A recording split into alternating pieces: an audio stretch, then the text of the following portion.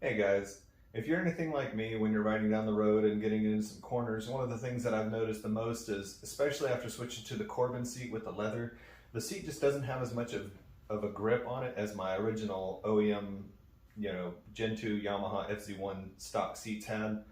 It seemed like the cover on the top of the OEM seats had a little more of a rubber feel. The feel on the Corbin seats is a lot more slippery, and so what I've noticed is I'm not getting as much grip. Instead of using my rear end for grip when I'm going around corners, as you can see, this is pretty slippery. And so I've come up with a solution for that. Obviously, it's not something that I've created. It's out there on the market and you can purchase them anywhere. There's a couple different brands that seem really popular. But what I'm actually going to add is side tank grips here. And the company that I chose to go with was Stompgrips. This is after making a couple posts in some of the online Facebook groups that I'm in and just ask people what they're using for side tank grips. Stompgrips was up there on the list, and a lot of people said they've been using them for a long time. So before I get into this installation, please take the time to like the video, share the video, and subscribe to the channel. I appreciate it. So what I'm going to do is I'm going to clean the side of the tank on both sides with an alcohol prep wipe, and then I'm going to take the actual grips out of the bag, the package that they came in, and I'm just going to kind of place them without peeling the backing off. I'm just going to kind of place them and get a feel for exactly where I want them to be on the side of the tank. I'm guessing there's probably a little bit of room for moving them forward, backward, up or down, or how you want the angle or the tilt to be. So I'm going to look into that. The ones that I got are black. So a lot of the side of the tank is actually going to be black instead of white now. I didn't go with the clear because I've seen the clears yellow over time, and I don't want the big piece of plastic on the side to look yellow. So I've got the black. It's going to hide any of the aging from being out in the sun and from riding. And also the clear, you actually have to worry a little bit more about the bubbles that are underneath because you can actually see them through the clear. With the black, you don't have to exactly worry about the bubbles. There could still be bubbles. You really don't want to get bubbles underneath the grip because you don't want it to lose its grip on the tank itself. So I'm just going to kind of pay attention to those things and just walk you through the process of getting the Stompgrip black grips on my 2012 Yamaha FZ1. The link will be in the description for the grips themselves, and I think that's it. I believe Parts Giant was the place that I ordered the grips from. They just had the best prices, even beating anybody on eBay and directly from Stompgrips or Amazon. So the part number for the grips that I got, the black, will be in the description, so make sure you check through the description. A lot of times in the descriptions I'll also do a little bit of a write-up of the process that I use to do an installation, but I'm going to hop off for now and go unpackage the pads, the tank grips, and see where we're going to put them on.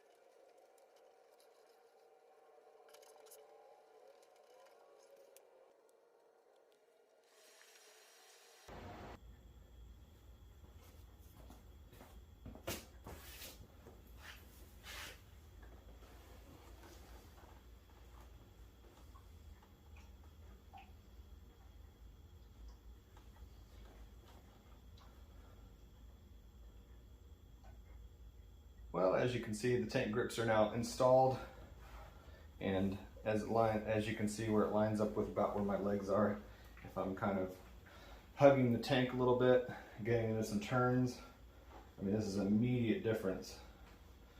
You know, it's just gripping my shorts really well. And I actually pulled out some masking tape and was thinking about masking off the lines just above where these edges were, just to make sure they were pretty even. But starting with that front tab right here, if you just peel it back on the front corner, peel this back first as you saw in the video, peel it back about that far, and just lay this down to where the backing is still on here, and then get this to where it's supposed to be, and then push this down, and then work your way this way, and then just make minor adjustments as you go, peeling the paper off the back. That seems to be the best method. But from up here where the body lines are, I mean, they're pretty much identical on either side, and you really can't tell much difference. This one lines up right with the black piece here, and it does the same on this side. I think this one might be about 1/8 of an inch further forward on this side than the other one, and I can tell because it could be a contour of the seat itself, but it seemed like the right side grip was back a little bit closer to the seat. It could be just the seat itself, but I made sure to use a towel like they showed in their Stompgrip has an instruction video. I'll put the link in the description, so they kind of show the same process I did. Wipe it with the alcohol wipe first to clean it, and then heat up the pad itself, the grip itself, and heat up the side of the tank so they're both warm to the touch. You could see me put my hand on the back of it just to check to see if it was warm to the touch. And then they showed same thing, just peeling and starting a little bit at a time, and then peeling the backing away as you keep moving back, but use a towel. I think the towel just makes it so it pushes in between the actual dots of the raised grip and pushes the bubbles out. So I used the towel to kind of press the whole thing, and then once I got the whole thing pressed in, I went around the edges, you could see with my fingers, and I made sure that all the edges are down. I don't want any of these edges to get caught and get peeled up, so I went around all the edges on both sides. So that's pretty much done. I'm looking forward to getting out and doing a ride and just seeing the difference. You know, typically moving like this, I would just be sliding all over the seat, but my legs are already gripping on the pad so much, I can already tell a difference. So I think these are well worth it. I've been looking for something like this for a while, so hopefully the installation helps you out. And if you're looking for the part for the Stompgrip's pad, like I said, Parts Giant online just had the best price, so I didn't find anybody else that beat that price. So just keep an eye out for that, and keep an eye out for the next video. The next video is going to be kind of a part 2 of the original video when I swapped to the 16-tooth sprocket. I'm actually going to set my camera back up and do a video, and we'll get back out on the road and check the speedometer with the tachometer and see at what speeds, at what RPM they match from the original video that I made when I swapped to the 16-tooth, because we changed the gearing and it threw off the speedometer, but I added a speedo healer from DRD, which is a 12 O'Clock Labs product, and so it actually fixed it to where instead of being 14.3% off in the negative, I'm actually spot on. If I'm doing 60 miles an hour on GPS, it says 60 miles an hour on the speedometer, so fix that up real nice. Can't think of anything else for now, so I'm going to wrap this up and hopefully get out on the road sometime soon. Thanks for taking the time to watch, as I always say, because you could be doing a million other things, and here you are watching me put stuff on my motorcycle. So I'll see you again next time. Don't forget to like, subscribe. I appreciate all the subscriptions so far, and yeah, share the video if you know anybody looking for the same thing. Hopefully this will kind of ease the nervousness of putting grips on your tank. It did take a lot of the white away, as I mentioned, but I actually think I don't mind at all. For the purpose of it, it really helps a lot. So I'll see you next time.